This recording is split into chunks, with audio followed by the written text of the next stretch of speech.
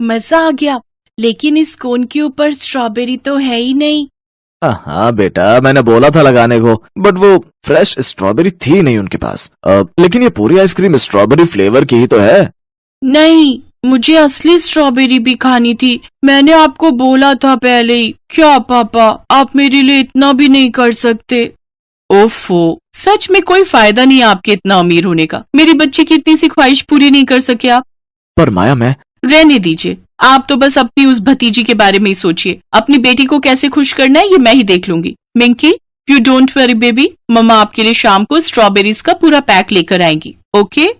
इतना कहकर माया ने दरवाजे की ओट में खड़ी पिंकी को घूर कर देखा, वहां से चली गई। सुनील भी उठकर अपने ऑफिस चला गया और बेचारी पिंकी टेबल पर रखी स्ट्रॉबेरी फ्लेवर की आइसक्रीम को ललचाई निगाहों से निहारने लगी। उसके सामने ही वो आइसक्रीम पिघलकर बिल्कुल बेकार हो गई, लेकिन पिंकी में इतनी हिम्मत नहीं थी कि वो आगे बढ़कर उस आइसक्रीम को चख भी सके। हालांकि अब भी उस आइसक्रीम के सामने से जाने का पिंकी का बिल्कुल भी मन नहीं हो रहा था। और फिर ये देखो, महारानी तब से यही खड़ी है और वहाँ घड़ी में 9 बजने वाले हैं। मिंकी तो तैयार होकर स्कूल भी चली गई।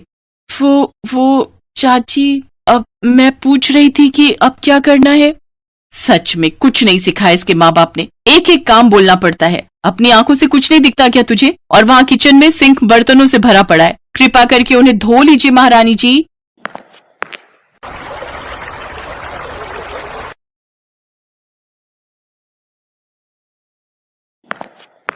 अब क्या सारा दिन ऐसी लार टपकाती रहेगी? ऐसा कर, ये पिघली हुई आइसक्रीम जाकर बाहर कटोरे में डाल दे। अभी थोड़ी देर में कोई बिल्ली आएगी तो पी लेगी। कम से कम किसी के मुंह तो लगे इतनी महंगी आइसक्रीम।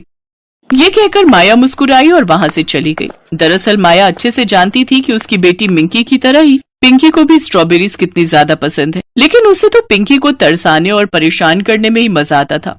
इसीलिए उसने जानबूझकर पिंकी को वो पिघली हुई आइसक्रीम बिल्ली के कटोरे में डालने को कहा। उसे अपने मम्मी पापा की बहुत याद आ रही थी, जो उससे बहुत प्यार करते थे। फिर उसी शाम, ये लो मिंकी, अब जितनी चाहो उतनी स्ट्रॉबेरीज खाओ। वाह मम्मा, मुझे तो ये सारी खानी है। अब रुको पिंकी, मेरा मतलब है कि पहले हाथ तो धो लो। चुप कर, अब तू सिखाएगी मेरी मिंकी को। जा जाकर डिनर के लिए सब्जियां काट, चल जा यहाँ से। पिंकी उदास होकर वहां से चली गई। अब रुको मिंकी, ये वाली रहने दो। ये स्ट्रॉबेरी थोड़ी खराब सी लग रही है, इसे मत खाओ। इसे खाकर तुम्हारी तबीयत खराब हो सकती है। तो मम्मा, क्यों ना हम ये पिंकी को दे दे? अगर उसकी तबीयत खराब हुई तो मुझे बहुत मजा आएगा। ऐसी बात है तो ठीक है, दे दो उसे। मैं जरा पड़ोस वाली आंटी से मिलकर आती हूँ, ओके? माया के जाने के बाद मिंकी ने वो खराब स्ट्रॉबेरी उठाई और उसे पिंकी के पास ले जाकर बोली, पिंकी ये लो, मम्मा ने बोला है कि तुम खा लेना इसे। पहले तो पिंकी को अपने कानों पर विश्वास नहीं हुआ, लेकिन जब उसने प्लेट पर रखी स्ट्रॉबेरी को देखा तो उसे पूरी बात समझ में आ गई। लेकिन फिर भी उसके भोले मन ने सोचा, चलो कोई बात नहीं, थोड़ी खराबी सही, लेकिन मुझे खाने के लिए स्ट्रॉबेरी तो मिली। देखने में कितनी प्यारी और मीठी लग रही है। रुक जाओ प्लीज, मुझे मत खाओ। हैं? ये कौन बोला? ये मैं हूँ, तुम्हारे हाथ में। क्या तुम? हाँ मैं एक जादुई स्ट्रॉबेरी हूँ। मैं तुम्हारी कोई भी 3 इच्छाएं पूरी कर सकती हूँ, जो तुम चाहो।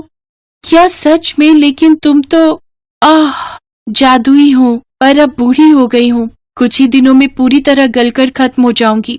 अगर ऐसी हालत में तुम मुझे खाओगी तो बीमार पड़ सकती हो। मैं जानती हूँ कि तुम्हारे साथ यहाँ कितना गलत हो रहा है, इसीलिए मैं तुम्हारी मदद करना चाहती हूँ। तुम अपनी कोई भी 3 इच्छाएं कहो, मैं उन्हें पूरा करूंगी।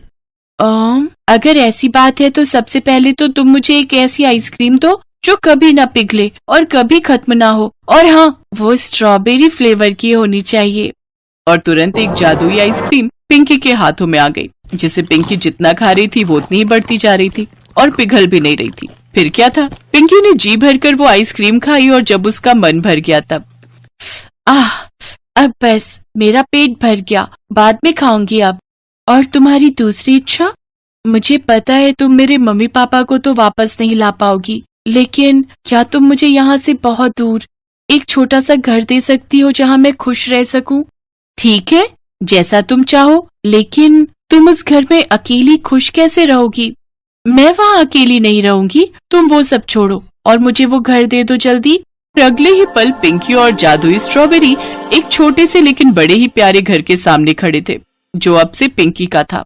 अरे वाह, थैंक यू सो मच दोस्त। और अब तुम्हारी तीसरी और आखिरी इच्छा की बारी, बोलो क्या चाहिए तुम्हें।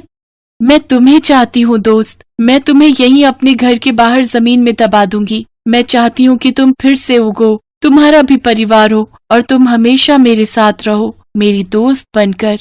यही मेरी इच्छा है।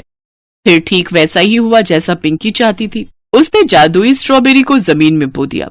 कुछ ही दिनों में एक छोटा सा पौधा वहां पर उग गया, जिसका पिंकी ने बहुत अच्छे से ख्याल रखा। और कुछ ही दिनों के अंदर उस पौधे पर बहुत से छोटे छोटे दोस्त उगाए, जो पिंकी की खुशी के लिए काफी थे।